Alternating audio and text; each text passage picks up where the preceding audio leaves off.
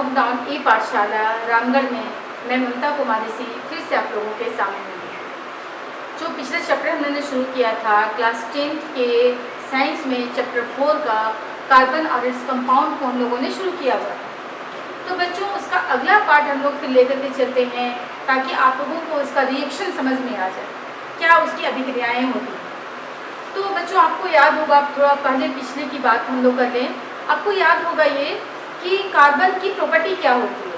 Carbon की गुण होता है कि वो अपने साथ बहुत सारे कंपाउंड्स बना लेता है, उसमें दूसरे से संपर्क बना करके single bond, double bond, triple bond बना करके बहुत सारे यौगिक बनाता है और वो सारे यौगिक हमारे चारों तरफ आपको देखने को मिलेंगे। आप जिधर अपने अगल बगल जो भी चीज़ छुएंगे देखेंगे आपके अगल बगल मौजूद है, वो सारी चीज़ें कार्बन और उसके यौगिक से ही बनी हुई है। तो कार्बन के रासायनिक गुणधर्म क्या होते हैं वो आज के टॉपिक में हम लोग देखने जा रहे हैं। कार्बन के रासायनिक गुणधर्म में 4 गुण उसके होते हैं, रासायनिक गुण जो आप लोगों को ध्यान में रखना है। उसमें पहला है दहन। दहन बच्चों क्या है, आप लोग जानते हो, इस शब्द से परिचित हो। दहन का मतलब होता है जलाना। तो कार्बन और उसके यौगिक जब ऑक्सीजन की उपस्थिति में वायु में जब जलते हैं तो जल करके वो क्या बनाते हैं वो हम इस अभिक्रिया से देखते हैं। आप यहाँ देख लो कार्बन है, कार्बन ऑक्सीजन के साथ में अभिक्रिया करके क्या बना रहा है, CO2। ये कार्बन डाइऑक्साइड बनाता है और कार्बन डाइऑक्साइड बना के साथ में ऊष्मा और प्रकाश देता है। ये ऊष्मा और प्रकाश जिस भी कार्बन या कार्बन के यौगिक के साथ बनाएगा ये प्रकाश और ऊष्मा देता है। अगला में आप देख रहे हो ये मीथेन है, CH4 है।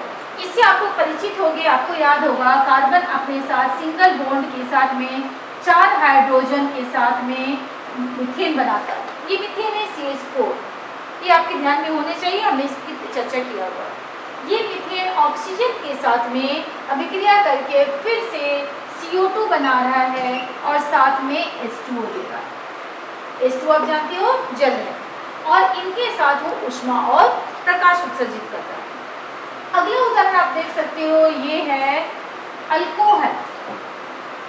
इससे भी आप परिचित होंगे, ये है इथेन जिसको हमने पढ़ा था C2H6 और C2H6 में अगर इसको हम आगे लेके चलें तो ये कार्बन है, 2 कार्बन हो गए, ये हाइड्रोजन 5 हो गए और छठा इथेन के छठे हाइड्रोजन को ये हटा करके OH लग जाता है जिसको हमने पढ़ा था अल्कोहल, इथेनॉल होते हैं इसको।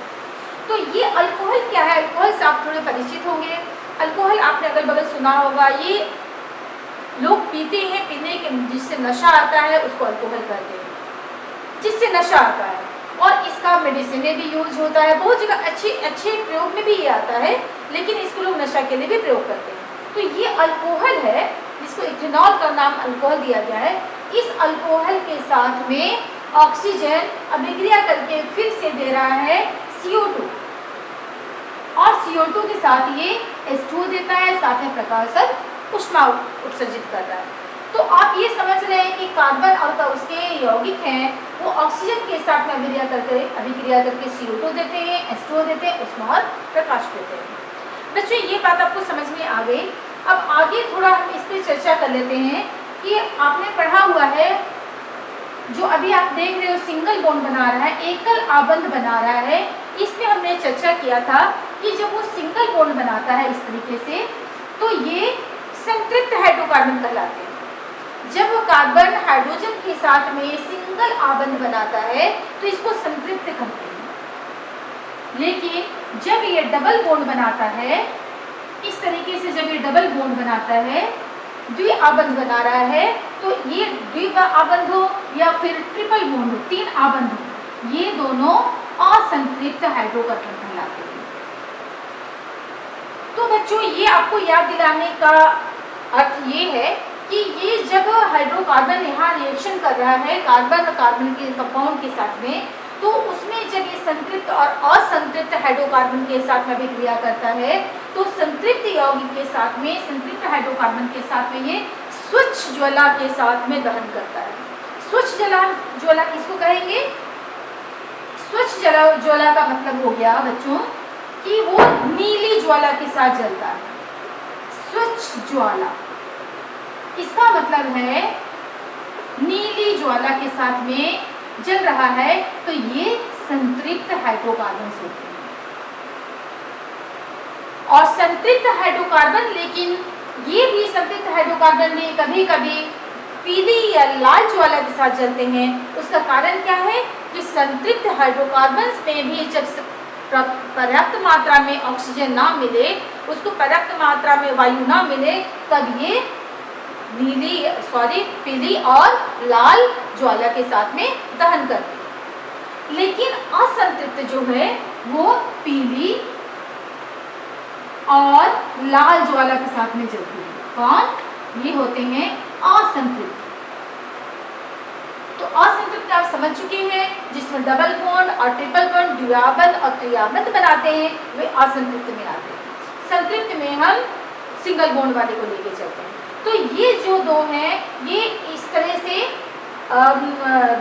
नीली ज्वाला के साथ में और पीली ज्वाला के साथ में जलते हैं। तो बच्चों, इसको समझने के लिए आप ये ध्यान दिए होंगे, या आप नहीं ध्यान दिए होंगे तो आगे आप देख सकते हो कि आपके घर में अगर गैस स्टोव है, जो एलपीजी होता है, गैस स्टोव का बर्नर होता है, या फिर जो केरोसिन तेल से हम स्टोव जलाते हैं, वो स्टोव, गैस स्टोव में भी आप देखेंगे कि जब उसमें छिद्र बने होते हैं उसके बर्नर में, उस छिद्र में जब कुछ कचरा जम जाए, वो छिद्र बंद हो जाए, अवरुद्ध हो जाए, तो उसका जो फ्लेम निकलता है, ज्वाला निकलती है, वो नीली ना होकर के पीली लगेगी। और वो पीली ज्वाला क्या होती है, बर्तनों में नीचे उसके तह में कालिख जमाती है। जैसे आपको मैं इस तरह समझाने की कोशिश करती हूँ कि ये आप समझ लो कि ये स्टोव है,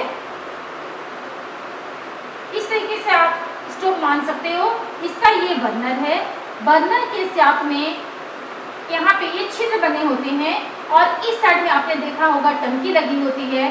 टंकी में एक आपका पंप लगा होता है जिसको आप हवा देते हो। यहाँ आप हवा देंगे तो यहाँ ये ज्वाला निकलेगी, और ये ज्वाला निकलती है, इस तरीके से ये दहन करता है।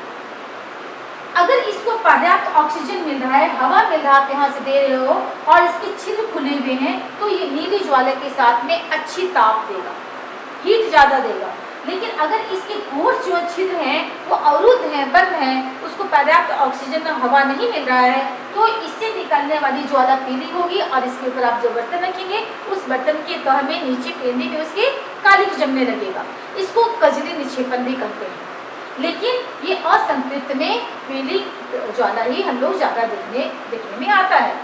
और बच्चों, आप गैस में देख सकते हो कि गैस का बर्नर होता है, जो एलपीजी आप जलाते हो, गैस चूल्हा, उसका आप देखो ये बर्नर है। इस बर्नर में आपको दिखाई पड़ा हो कि छिद्र हैं बहुत सारे, ये छिद्र हैं, आपको आप देख सकते हैं, इसे बहुत सारे छिद्र बने हुए हैं। इसी तरह से ये गैस स्टोव के भी बर्नर में होता है, इसी को बर्नर बोलते हैं। ये छिद्र अगर अवरुद्ध हो जाता है, उसके छिद्र में कुछ फंस जाता है, तो आप देखे होंगे गैस स्टोव के लिए एक पिन आता है, जिससे पिन को आप यहाँ लगा करके छिद्र को हम लोग साफ करते हैं तो वो जलता है। इस तरह से गैस स्टोव के बर्नर को भी हमें साफ करना पड़ता है, उसका बर्नर साफ होता है तो वो अच्छी ज्वाला के साथ में जलता है। और बच्चों, आपने घर में भी कभी देखा होगा कि माँ आपका खाना बनाती है तो बर्तन में नीचे कालिख जम जाता है। या फिर आप ये भी समझ सकते हो कि कभी माँ आपको काजल लगाती है, उस काजल को कभी घर में भी बनाते हुए क्या आपने देखा है अपनी माँ को? वो क्या करती है, किसी ज्वाला के ऊपर कोई बर्तन को आप रख देते हैं, धातु के बर्तन को पलट के उसके पर रख देंगे, कोई ढक्कन है या तस्तरी है, तो उसको आप पलट के रख देंगे तो उसमें वो कालिख जम जाता है। उसको हम क्या कहते हैं? कजली निक्षेपण। इसी को कहा जाता है कजली निक्षेपण। निक्षेपण होना यानी कि जमा होना। इस तरह से ये कजली निक्षेपण होता है जब असंतृप्त हाइड्रोकार्बन दहन करता है, या फिर सीमित वायु में संतृप्त हाइड्रोकार्बन जलते हैं। तो बच्चों, इस तरह से हमने पहला स्तर रासायनिक गुणधर्म देखा, दहन, और इस तरह से ये हमारा दहन का टॉपिक समाप्त होता है।